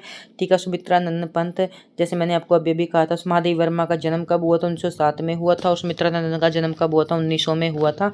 ठीक है। आपसे ऐसे सिक्वेंस में पूछ लिया जाएगा। जो छायावाद के चारों कवि हैं, जैसे सबसे पहले हमारे जयशंकर प्रसाद हैं, सूर्यकांत त्रिपाठी निराला, फिर महादेव वर्मा, और सबसे छोटे कौन है, सुमित्रानंद पंत है। जिसको सभी का जीवन काल याद होगा तो अच्छे से सिक्वेंस में लगा देगा। ठीक है। शिक्षा, उनकी शिक्षा बनारस के इलाहाबाद में हुई थी। शिक्षा से कोई क्वेश्चन नहीं पूछा जाता, तो इसलिए सीधे सीधे मेन पॉइंट के ऊपर चलते हैं। वे छायावाद कविता के प्रमुख स्तंभ रहे हैं। उनके काव्य स्थिति 1916 से 1977 तक फैला है। उन्हें प्रकृति का सुकुमार कवि कहा जाता है, ये अच्छे से आपको याद रखना है। शब्द शिल्पी भी कहा जाता है। ठीक है। प्रमुख कृतियां वीणा ग्रंथि, गुंजन ग्राम्य, पल्लव युगांत, स्वर्णकिरण, स्वर्णधुली, कला और बूढ़ा चांद, लोकायतन और चितंबरा पर इन्हें साहित्य अकादमी पुरस्कार भी मिला है। ठीक है। तो आपको ना एक एक रचना याद रखनी है, चाहे महादेवी वर्मा की है, चाहे जयशंकर प्रसाद की है। इसके लिए कोई ट्रिक नहीं है, रचना आपको याद होनी चाहिए। और रचना के साथ साथ आपको ये भी याद होना चाहिए, जो हमारे सुमित्रा कुमार पंत है ना, तो सुमित्रानंद पंत, इनकी रचनाएं कौन सी छायावाद की हैं और कौन सी रचनाएं प्रगतिवाद की हैं। ठीक है। सभी रचनाओं के बारे में आपको पता होना चाहिए। ठीक है। पुरस्कार, हिंदी साहित्य अकादमी, भारतीय ज्ञानपीठ पुरस्कार व सोवियत नेहरू पुरस्कार इनको मिले हैं। 1977 में इनका देहांत हो गया। ठीक है। कविता का भाव अर्थ देखिए, जो इसमें इसकी कविता का विषय क्या है, गांव में फैली हुई गांव में फैली हुई फसलें होती हैं, प्राकृतिक सौंदर्य होती है, उसका वर्णन इस कविता में किया गया है। नाम से ही आप जान जाएंगे, ग्रामश्री। ठीक है। फैली खेतों में दूर तक मखमल की कोमल हरियाली लिपटी, जिससे रवि की किरणें चांदी सी उजियाली जाली। तिनकों पर हरे हरे तन पर हिल हरित रुधिर रहा झलक। ठीक है। यहाँ पर जो खेतों में फसल है उसके बारे में वर्णन किया गया है। श्यामल भूतल पर झुका हुआ नभ का चिर निर्मल नील फलक। ठीक है। यहाँ पर कवि कहते हैं कि खेतों में दूर दूर तक मखमल जैसी कोमल हरियाली फैली हुई है। जब उन पर सूरज की किरणें पड़ती हैं तो ऐसा लगता है जैसे चांदी की सफेद जाली बिछी हो। घास के तिनकों के भीतर बहता हुआ हरा रस चमकता हुआ प्रतीत होता है। धरती की श्यामल आभा पर आकाश का स्वच्छ नीला विस्तार झुका हुआ है, जो अद्भुत दृश्य प्रस्तुत करता है। आगे है हमारी दूसरी पंक्ति। रोमांचित सी लगती वसुधा। वसुधा क्या होती है? हमारी धरती होती है। रोमांचित सी लगती वसुधा, जो आई गेहूं की बाली, अरहर सनाई की सोने की किनिया है शोभाशाली। उड़ती भीनी तेलाकत गंध, फूली सरसों पीली पीली, लो हरित दरा झांक रही, नीलम की कली तीसी नीली। यहाँ पर जो प्रकृति का वर्णन है, जो फसलों का वर्णन है, उसके बारे में बताया है। फसलों के बारे में अच्छे से बताया कि जब फसलें खेत में होती हैं तो वो कैसी लगती हैं। गेहूं की जो बालियां आने पर धरती क्या हो जाती है? रोमांचित हो जाती है। अरहर और सनहाई की फसलें पककर सोने जैसी लगती हैं। और सरसों के फूलों से वातावरण में तेल जैसी मीठी सुगंध फैल रही है। इस हरियाली के बीच तीसी के नीले फूल ऐसे लग रहे हैं जैसे धरती की नीलम कड़ियां झांक रही हों। ठीक है। उसके बाद है रंग रंग के फूलों में रिलमिल हंस रही सखियां मटर खड़ी, मखमली पेटियों से लटकी छिमियां छिपाए बीज लड़ी फिरती हैं रग रग में तितलियां। रंग रंग के फूलों में सुंदर फूल फिरते हैं, फूल स्वयं उड़ उड़ वृंतों से वृंतों पर। यहाँ पर क्या है? फूलों के बारे में बताया गया। मटर के पौधे के बारे में बताया गया। मटर के पौधे पर क्या है? लदे रंग बिरंगे फूल ऐसे लग रहे हैं जैसे सखियां हंस रही हैं। मटर की फलियां मखमली पेटियों की तरह लटकी हुई हैं। ठीक है। मटर के पौधे का यहाँ पर वर्णन किया गया है। जो मटर लगे हैं वो कैसे लग रहे हैं? जैसे मखमल की पेटियां लटक रही हैं, जिनके भीतर बीजों की लड़ियां छिपी हुई हैं। सुंदर तितलियां एक फूल से दूसरे फूल पर क्या कर रही हैं? मंडरा रही हैं। ऐसा आभास हो रहा है जैसे कि स्वयं फूल उड़कर एक डाली से दूसरे डाली पर जा रहे हों। अब रजत स्वर्ण मंजीरों से लद गई आम्र तरु की डाली, झर रहे डाक पीपल के दल, हो उठी कोकिला मतवाली। महके कटहल मुकिल जामुन, जंगल की जरबेरी झूली, फूले आड़ू नींबू दाड़िम आलू गोभी बैंगन मूली। देखो इस चैप्टर में ना आपको जो खेत की फसलें हैं उसके बारे में मिलेगा। जबकि भी आपको पंक्तियां देखते ही कहीं पर मटर का वर्णन हो, फसलों का वर्णन हो, और देखो ये गेहूं का वर्णन हो, गेहूं की बालियों का वर्णन हो। और देखो इस पंक्ति में तो क्या है? नींबू दाड़िम जो अमरूद होता है, आलू गोभी बैंगन मूली, सबका वर्णन किया गया। तो आप समझ जाना ग्रामश्री कविता की पंक्तियां ली गई हैं। ठीक है। आप इसकी व्याख्या अच्छे से पढ़ लीजिए। उसके बाद है पीले मीठे अमरूदों में अब लाल लाल चितियां पड़ी, पक गए सुनहरे मधुबर बेल, आंवली सी तरु की डाल जड़ी, लह लह पालक महमह धनिया, लौकी ओ सेम फली, मखमल टमाटर हुए लाल, मिर्चों की बड़ी हरी थली। जैसे मैंने आपको बताया था, जिन पंक्तियों में हमारे खेतों में उगाए जाने वाली फसलों सब्जियों का वर्णन हो वो ग्रामश्री कविता की पंक्तियां मिलेंगी। और उनके रचनाकार सुमित्रा नंदन पंत मिलेंगे। और यहाँ पर अमरूद के जो फल है उसका वर्णन किया गया कि अमरूद पक कर पीले पड़ गए हैं और उन पर क्या हो गया? लाल निशान हो गए हैं। बेर सुनहरे होकर पक गए हैं और आंवले के मोटे फल डालियों से लद गए हैं। पालक लहलहा रहा है और धनिये की खुशबू महक रही है। लौकी से मटर के चित्रों मिर्चों की भरपूर पैदावार गांव को क्या कर रही है? समृद्ध कर रही है। भालू के सांपों से अंकित गांव, गंगा की सतरंगी रेती, सुंदर लगती सरपत छाई, तट के तरबूजों की खेती, अंगुली की कंगी से बगुले कलंगी संवारते हैं कोई, चिरते जल में सुरखाब, पुलिन पर मगरोठी रहती शोई। ठीक है। यहाँ पर जो गंगा किनारे की रेत है, लहरों के कारण सांपों की जो लकीरें दिखाई दे रही है ना, जो नदी है उसके जो रेत के ऊपर सांप निकल जाते हैं तो उसकी क्या होती जाती है? लकीर बन जाती है। सूरज की रोशनी में 7 रंगों से चमकती है और वहां उगी घास और तरबूजों की खेती बहुत क्या लगती है? सुंदर लगती है। पानी के किनारे बगुले अपने पैरों से सिर खुजलाते हुए ऐसे लगते हैं मानो कंघी कर रहे हों। सुरसाब पक्षी पानी में तैर रहे हैं और मगरोठी पक्षी किनारे पर शांति से सोए हुए हैं। हसमुख हरियाली हिम आतप सुख से लाए, अलसाए से सोए, भीगी अंधियाली सी नीसी की, तारक स्वप्नों में से खोए, मरकत डिब्बे सा खुला ग्राम जिस पर नीलब नभ आछान, निरुपम हिमात से सिनगत सात, निज शोभा से हरता जनमन। ठीक है, यहाँ पर कवि कहते हैं हसमुख हरियाली हिम आतप, सर्दियों में गुनगुनी धूप में हरियाली ऐसी लगती है, ऐसी लगती है मानो सुख से अलसा कर सो रही हो, सुख से अलसाए सो सोए, भीगी अंधियाली सी निसी की। तो यहाँ पर कहते हैं रात की ओस से भीगे हुए तारे सपनों में खोए हुए प्रतीत होते हैं। पूरा गांव पन्ने के एक खुले डिब्बे जैसा सुंदर है जिसके ऊपर नीले आकाश का ढक्कन लगा है। शिशिर ऋतु के अंत में यह शांत और संदिग्ध गांव अपनी सुंदरता से सबका क्या करता है, मन मोह लेता है। ठीक है, तो यहाँ पर जो शब्द है उनको देख लीजिए। सनई क्या होता है, एक पौधा जिसकी छाल के रेशे से रस्सी बनती है। ठीक है, किंकनी होता है करधनी, कमर पर पहने जाने वाला आभूषण। ठीक है, मुकुलित होता है अधखिला। ठीक है, मुकुलित क्या होता है, अधखिला। अमली होता है छोटा आंवला। सरपत होता है घास पात के तिनके। सुरखाब, देखो ये सुरखाब थोड़ा अलग है, इसको देख लो। सुरखाब होता है चक्रवान पक्षी। ठीक है, चक्रवाक पक्षी। मरकत, मरकत होता है एक रतन। ठीक है, ये आप जो डिफिकल्ट वर्ड है उनको अच्छे से देख सकते हैं क्योंकि डिफिकल्ट वर्ड से कई बार क्वेश्चन पूछ लिया जाता है। अब हमारे आगे केदारनाथ अग्रवाल जीवन और साहित्य। ठीक है, अब केदारनाथ के जीवन परिचय देख लीजिए। केदारनाथ का जन्म 1911 में उत्तर प्रदेश के बांदा गांव जिले के कमाशिन गांव में हुआ था। उनकी शिक्षा इलाहाबाद और आगरा विश्वविद्यालय से हुई थी। पेशे से वो वकील थे। उनका देहांत 2000 में हुआ था। साहित्यिक विशेषताएं देख लीजिए क्या थी। केदारनाथ अग्रवाल को प्रगतिवादी काव्यधारा का प्रमुख कवि माना जाता है। आपको पता होना चाहिए जो केदारनाथ है वो क्या है, प्रगतिवादी काव्यधारा के कवि हैं। इनकी रचनाओं में जनमानस का संघर्ष और प्रकृति के सौंदर्य की प्रमुख झलकता है। इनके काव्य में बुंदेलखंडी का संगीतात्मकता है और भाषा में लोक मान्यता के अत्यंत निकट है। इसमें कुल मिलाकर कहूँ तो ये प्रगतिधारा के प्रमुख कवि हैं। यही लाइन मोस्ट इंपोर्टेंट है। इनकी काव्य कृतियों को आपको एक एक को याद रखना है। ठीक है, क्योंकि इनकी काव्य कृतियों से बहुत सारे क्वेश्चन पूछे जाते हैं। अब भी एग्जाम में इनकी काव्य कृति से क्वेश्चन आ सकता है। नींद के बादल युग की गंगा, फूल नहीं रंग बोलते हैं आग का आईना, पंख और पतवार है मेरी तुम, मार प्यार की थापें कहे केदार खरी खरी। इसकी एक एक रचना आपको याद होनी चाहिए। कोई भी ट्रिक बनाइए, कुछ भी बनाइए, रचनाएं आपको नहीं भूलनी है, याद अच्छे से करनी है। युग, नींद के बादल युग की गंगा। ठीक है, मैंने नींद में क्या देखी, गंगा देखी। आप ऐसे याद कर सकते हैं। ठीक है, एक बार चलो कोशिश करते हैं। जो नींद के बादल थे, ठीक है, नींद के बादल में मैंने क्या देखी, गंगा नदी देखी। और गंगा नदी पे क्या थे, फूल नहीं रंग बोलते थे। गंगा नदी पर क्या थे, फूल नहीं रंग बोलते थे। वहां पर क्या था, आग का आईना था, पंख और पतवार थे।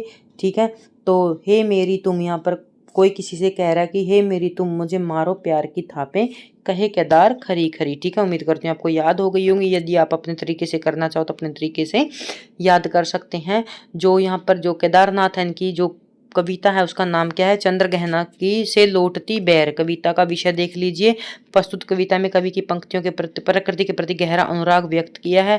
कवि चंद्रगहना नामक स्थान से लौट रहे थे, पर लौटते समय उनका किसान मन खेत खलियान और प्राकृतिक परिवेश में सहज आकर्षित हो जाता है। इस कविता में कवि ने उस सृजनात्मक कल्पना का अभिव्यक्ति की है जो साधारण चीजों में भी असाधारण सौंदर्य देखती है। कवि शहरी विकास की तीव्रता गति के बीच प्राकृतिक और सांस्कृतिक एकता को सुरक्षित रखना चाहते हैं। चंद्रगहना से लौटती बैर कविता के कवि कौन है, केदारनाथ अग्रवाल है। केदारनाथ अग्रवाल किस काव्यधारा के कवि हैं, तो प्रगतिवादी काव्यधारा के कवि हैं। ठीक है, आपको अच्छे से याद हो गया। इसका विषय क्या है, इसमें क्या करते हैं कि एक किसान चंद्रगहना बैर से आता है तो वो खेत में बैठकर खेत की सुंदरता का वर्णन कर रहा है। देख आया चंद्रगहना, देख आया दृश्य, अब मैं मेड़ पर इस खेत पे बैठा अकेला। तो यहाँ पर कवि है जो चंद्रगहना नामक स्थान से आते हैं तो एक खेत की मेड़ पर बैठकर यहाँ पर प्रकृति के सुंदर दृश्यों को देख रहे हैं, खेत के सुंदर दृश्यों को देख रहे हैं। एक बीते के बराबर यह हरा ठिगना चना, यहाँ पर जो चने के बारे में कहा गया है। बांधे मुरेठा शीश पर, छोटे गुलाबी रंग का फूल सजरा खड़ा। मुरेठा होता है पगड़ी। तो अपने शीश पर क्या है, गुलाबी रंग की क्या है, जो चना होता है उस पर गुलाबी रंग के फूल आते हैं। क्या है कि गुलाबी रंग की पगड़ी बांधे हुए सज कर खड़ा है। यहाँ कवि चने के पौधे का मानवीकरण करते हुए कहते हैं कि चना एक बालिश्त के बराबर, मतलब बालिश मतलब जिसको हम बिलांत बोल देते हैं, एक हाथ के बराबर है। अपने सिर पर गुलाबी रंग के फूलों की पगड़ी बांध रखी और वह सज धज कर खड़ा है। पास ही मिल गई उगी हुई, बीच में हलसी हटीली, देह पर पतली, कमर है लचीली, नीचे फूले फल का सिर पर चढ़ाकर। ठीक है, उसके पास ही चने के पेड़ के पास क्या है, एक अलसी का पौधा है जो बहुत क्या है, हटीली है उस, क्योंकि वह बहुत जिद्दी है, वह बहुत पतली है और लचीली कमर वाली है, इसलिए उसके सिर पर नीले रंग के फूल सजाए हुए हैं। और सरसों से की पूछो न, हो गई अब सबसे सियानी, पीले हाथ कर दिए ब्याह मंडप में पधारी। यहाँ पर सरसों के बारे में कहा गया है कि जो सरसों है अब वो सियानी हो गई है, क्योंकि सरसों है अब क्या है, पक चुकी है। पीले फूलों को देखकर ऐसा लग रहा है जैसे उसका विवाह के लिए अपने हाथ पीले करने के लिए आई हो और ब्याह के मंडप में तैयार बैठी हो। एक चांदी का बड़ा सा गोल खंबा आंखों को वह चमकता। ठीक है, यहाँ पर खेत के पास एक तालाब है जिसमें सूरज की रोशनी पड़ रही है और पानी पर एक गोल चांदी का खंबे जैसी चमक दिखाई देती है, जिसे आंखों को क्या कर रही है, चकाचौंध लग रही है। उसका वर्णन यहाँ पर किया गया है। ठीक है, एक काले माथे वाली चतुर चिड़िया श्वेत पंखों के झपाटे मार फौरन टूट पड़ती है भरे जल के हृदय पर। तालाब में एक चतुर चिड़िया जिसका सिर काला है और वह सफेद पंखों को क्या कर रहा है, फड़फड़ाती हुई पानी में मछली पकड़ने के लिए झपट्टा मारती है। गिरता सारस का स्वर टिर टिर टिर टिर मन होता, टिर टिरटों टिरटों मन होता, उड़ जाऊं मैं पंख फैलाएं सरसों के सारस के संग। ठीक है, यहाँ पर सारस पक्षी की आवाज सुनकर कवि का मन करता है कि वह उनके साथ अपने पंखों को फैलाकर उड़कर उनकी प्रेम कहानी के निकट से सुने। ठीक है, उसके बाद है हमारा सर्वेश्वर दयाल सक्सेना। लास्ट टाइम इसमें क्वेश्चन पूछा गया था। सर्वेश्वर दयाल सक्सेना नई कविता के प्रमुख कवि हैं। जो केदारनाथ थे वो प्रगतिवादी काव्यधारा के कवि थे और सर्वेश्वर दयाल सक्सेना कहाँ के, नई कविता के प्रमुख कवि हैं। उनका जन्म उत्तर प्रदेश के बस्ती जिला में हुआ। उन्होंने इलाहाबाद विश्वविद्यालय में शिक्षा ग्रहण की। ठीक है, तो इनकी रचनाएं देख लीजिए, एक भी रचना आपको इनको भूलनी नहीं है।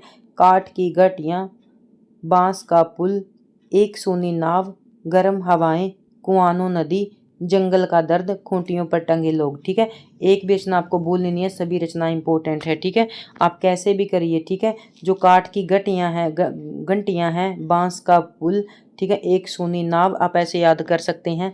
एक नदी है उसमें क्या है, एक नाव है, एक सोनी नाव है। एक कुआनो नदी है, ठीक है, उसमें क्या है, एक सोनी नाव है। ठीक है, उस नाव में क्या लगी हैं, काठ की घंटियां लगी हुई हैं जो नाव के अंदर। और जो नदी है उसके ऊपर किसका पुल बना हुआ है, बांस का पुल बना हुआ है। और जब हम सोच लो हम नाव के अंदर बैठे हैं तो कैसी हवाएं चल रही हैं, गर्म हवाएं चल रही हैं। ठीक है, उम्मीद करती हूँ आपको अच्छे से समझ में आ गया होगा। दोबारा बताती हूँ। ठीक है, सोच लो कुआनो नदी, ये आप एक कुआनो नाम की नदी है। ठीक है, उसमें क्या है, एक सोनी नाव, एक उसके अंदर नाव है और आप उस नाव के अंदर बैठ गए। आपने देखा कि उस नाव में क्या है, काठ की घंटियां बनी हुई हैं। और जो वो नदी है उसके ऊपर किसका पुल है, बांस का पुल है। ठीक है, और वहाँ कैसी हवाएं चल रही हैं, गर्म हवाएं चल रही हैं। या आप इस नाव में क्या कर सकते हैं, सर्वेश्वर दयाल सक्सेना को बिठा दीजिए तो आपको सारी रचनाएं याद हो जाएंगी। जंगल का दर्द, ठीक है, खूंटियों पर टंगे लोग, ये तो उनकी बहुत ही महत्वपूर्ण रचनाएं हैं, बिना ट्रिक्स के भी आपको याद है। जंगल का दर्द और खूंटियों पर टंगे लोग, कोरिलेट करके इनको भी अच्छे से याद कर लेना। पत्रिका और कार्य, जिन्होंने दिनमान पत्रिका का संपादन के रूप में, चर्चित बाल पत्रिका पराग के संपादन के रूप में काम किया। दिनमान में प्रकाशित उनके स्तंभ, चर्चे और चरखे बहुत चर्चित रहे हैं। इनकी पत्रिका का नाम क्या है, दिनमान, आपको याद रखना है। कविता क्या है, मेघ आए, और मेघ आए कविता से क्वेश्चन हर बार पूछा गया है तो इस बार भी पूछा जा सकता है। इस कविता में कवि ने मेघों के आने की तुलना सच धज कर आए प्रवासी दामाद से की गई है। जो बादल है उनकी तुलना, जैसे दामाद सज धज कर घर आता है, बादलों की भी ऐसे ही तुलना की गई है। ठीक है, मेघ आए हैं तो क्या क्या होता है इसके बारे में कविता में हम पढ़ेंगे। मेघ आए बन के संवर के, आगे नाचती चली बयार। बयार क्या होती है, हवा होती है।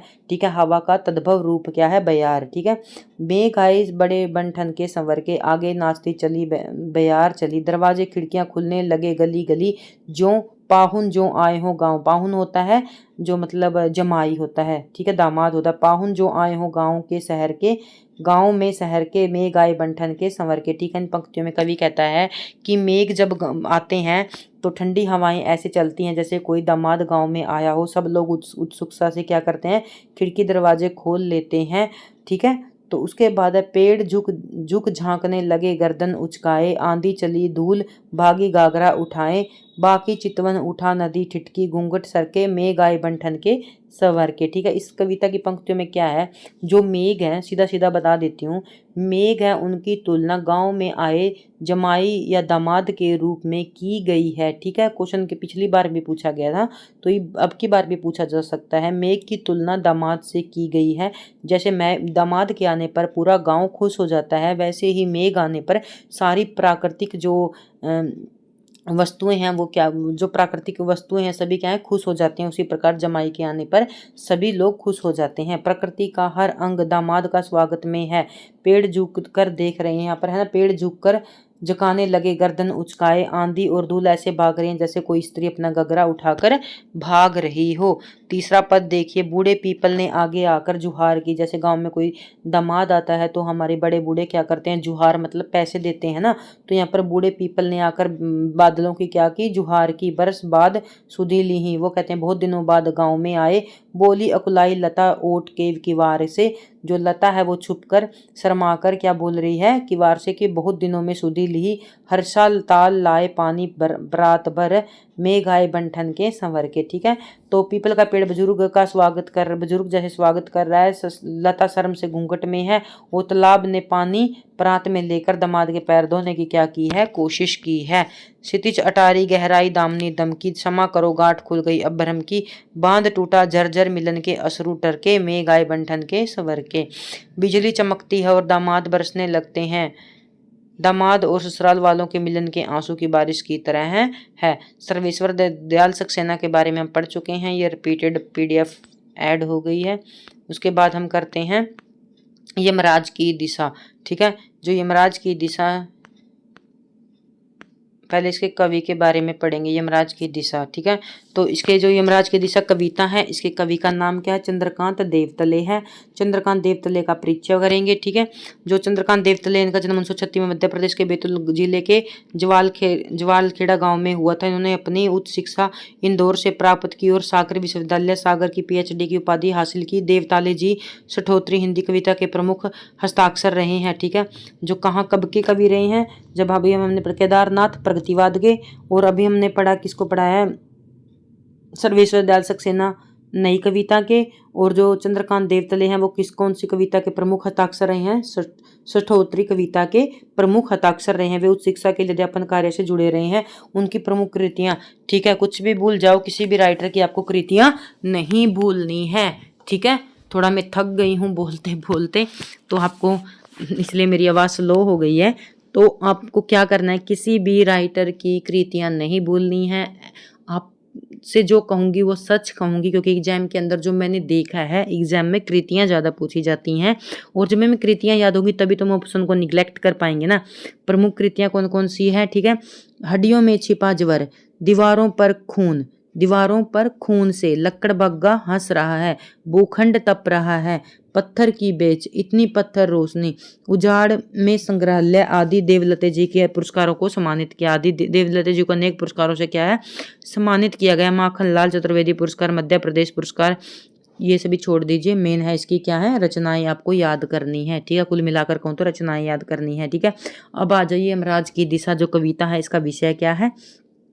संकलित कविता में कवि सभ्यता के विकास की खतरनाक दिशा की ओर इशारा करते हुए कहना चाहते हैं कि जीवन की विरोधी ताकतों चारों तरफ फैल रही हैं। जीवन में सुख दुख के बीच जीती माँ अपशकुन के रूप में जिस भय की चर्चा करती है, वह सिर्फ दक्षिण दिशा में नहीं है। दक्षिण दिशा में जैसे कहते हैं ना, यमराज की दिशा होती है दक्षिण में, तो यहाँ पर दक्षिण दिशा में भय नहीं है, सर्वव्यापक है। जो भय है वह तो क्या है, हर जगह है, सभी तरफ फैले ध्वंस, हिंसा, मृत्यु के चिन्हों की ओर अंकित करके कवि इस चुनौती के सामने खड़ा होने का मौन आह्वान कर रहा है। ठीक है, कविता को है यमराज की दिशा। कविता देख लीजिए। माँ की ईश्वर से मुलाकात हुई या नहीं कहना मुश्किल है, पर वह जानती थी जैसे ईश्वर से उसकी बातचीत होती रहती है और उसे प्राप्त सलाहों के अनुसार जिंदगी जीने और सुख बर्दाश्त करने के रास्ते खोजती रहती है। यहाँ पर कवि कहता है कि माँ के बारे में कह रहा है कि यह निश्चित नहीं है कि माँ की मुलाकात ईश्वर से हुई या नहीं, लेकिन उसके व्यवहार से ऐसे लगता है कि जैसे माँ की भगवान के साथ क्या है, हमेशा बातचीत चलती रहती है। माँ जीवन की कठिन परिस्थितियों और दुखों को झेलने की शक्ति और उसे ईश्वरीय प्रेरणा या सलाह प्राप्त करती थी। ठीक है, माँ ने एक बार मुझसे कहा, दक्षिण की तरफ पैर करके मत सोना, वह मृत्यु की दिशा है और यमराज का क्रुद्ध करना बुद्धिमानी की बात नहीं है। यहाँ पर माँ है वो कवि को कहती है कि पारंपरिक और धार्मिक सीख दिया। उस कवि की माँ ने उसको क्या दिया? पारंपरिक और धार्मिक सीख दिया। और माँ कवि को कहती है कि दक्षिण दिशा में पैर करके नहीं सोना चाहिए क्योंकि इससे मृत्यु की दिशा मानी जाती है। माँ का मानना है कि यमराज को नाराज करना समझदारी की बात नहीं है। तब मैं छोटा था और यमराज के घर का पता पूछा था तो उसने बताया था कि तुम जहाँ भी हो वहां से हमेशा दक्षिण में क्या है? यमराज की दिशा है। कवि जब छोटा था उसने अपनी बोली माँ की जिज्ञासा के कारण पूछा कि माँ यमराज का घर कहाँ है? तो माँ ने उसे सरल भाव से समझाया कि तुम जहाँ भी हो वहां से दक्षिण दिशा यमराज का निवास करती है। माँ की आजमाइश के बाद दक्षिण दिशा में पैर करके कभी न सोया और इससे इतना फायदा जरूर हुआ, दक्षिण दिशा पहचानने में मुझे कभी मुश्किल का सामना करना नहीं पड़ा। कवि कहते हैं कि माँ की इस बात से उन्होंने गंभीरता से लिया और कभी दक्षिण दिशा में पैर करके नहीं सोए। इसका व्यवहारिक लाभ यह हुआ कि उन्हें जीवन भर दिशा की क्या है ज्ञान बोध हो गया और कभी दक्षिण दिशा को पहचानने में भूल नहीं हुई। मैं दक्षिण में दूर दूर तक गया और मुझे हमेशा माँ याद आई। दक्षिण की को लांग लेना संभव नहीं था, होता छोर तक पहुंच पाना तो यमराज का घर देख लेता। कवि कहता है कि वो अपनी यात्राओं के दौरान दक्षिण दिशा में दूर दूर तक गए पर कभी भी दक्षिण दिशा के अंतिम छोर तक नहीं पहुंच पाए और उन्हें माँ की सीख हमेशा याद रही। वो कहते हैं कि दक्षिण में कोई अंत होता तो शायद यमराज का घर देख पाता। आज जिधर भी पैर करके सो वही दक्षिण दिशा हो जाती है। सभी दिशाओं में यमराज के आलीशान महल हैं और वो सभी में एक साथ अपनी दहकती आंखों से विराजते हुए हैं। आप इन पंक्तियों को पढ़कर अच्छे से भाव समझ गए होंगे कि आज का जमाना तो ऐसा है, किसी भी दिशा में पैर करके सो, हर तरफ क्या है? शोषण है, अत्याचार है, मृत्यु है, विनाश है हर जगह। पहले दक्षिण दिशा में यमराज का डर था लेकिन हर दिशा में विनाश मौजूद है। माँ अब नहीं, यह यमराज की दिशा भी वह नहीं रही जो माँ जानती थी। कवि कहता है कि अंत में कवि भावुक होकर कहता है कि अब उनकी माँ इस दुनिया में नहीं रही और माँ और दुनिया इतनी बदल गई है कि मृत्यु या संकट की दिशा भी अब निश्चित नहीं रही। हर और संकट व्यापा था जिसे माँ की सरल दृष्टि से नहीं समझा जा सकता। ठीक है, उसके बाद हमारा जो हिंदी की जो हमारी कविताएं हैं, या हमारी अभी एक कविता रह गई शायद ऐड होनी, तो बच्चे काम पर जा रहे हैं, वो मैं आपको करवा दूंगी। ठीक है, तो मैंने आपको 9th क्लास की पूरी क्लास करवा दी, चाहे गद्य पाठ से लेकर पद काव्य खंड तक कविताएं करवा दी और जो चैप्टर के जो रचनाकार हैं और रचनाएं हैं वो भी करवा दी। उम्मीद करती हूँ आपको वीडियो पसंद आए तो लाइक शेयर सब्सक्राइब करके जाएं। ठीक है, और अब मैं भी थक गई हूँ। Thank you watching my video.